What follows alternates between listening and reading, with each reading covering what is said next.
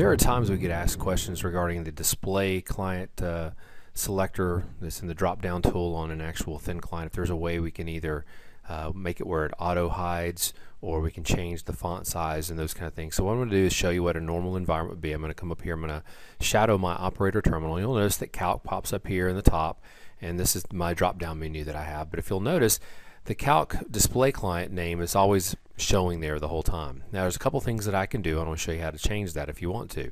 We're going to come over here to the operator terminal. I'm going to double click on it, and I'm going to step through a couple of pages here until we get to this particular page right here that talks about the terminal interface options.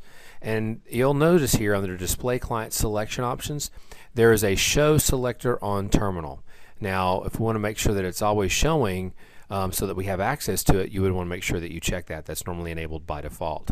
But we do have a couple of options that you may not be aware of. When you come over here to the selector options, I do have the ability to auto hide it, meaning when I'm not putting my cursor around it or over it, it's going to actually minimize toward the top. And I also have the ability to actually change the actual size of it as well. Now what I'm going to do is I'm first going to turn on auto hide, but I'm also going to increase the font size. I'm going to make it very large. Now you'll see right now up above, I haven't made these changes yet, so you'll notice up here Calc is still showing in a relatively normal font, but we're going to change it to very large and put it on auto hide. I'm going to click OK and then click finish. Come back over here to the terminal and right click and restart. Hit yes. It's going to take it just a second for it to restart this.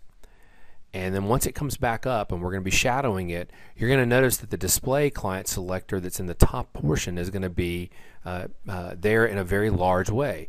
But the minute I'm on it and in the environment, it automatically hides. If you notice that, if I bring my cursor back up to that area, it shows up again. And once again, you'll notice that the font's much larger than it was before.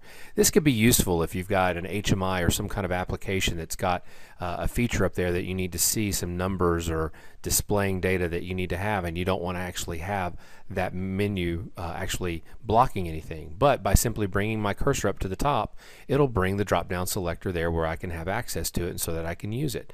So it's just one of those handy features that we have inside of ThinManager to make your life a little bit easier when it comes to the drop-down selector.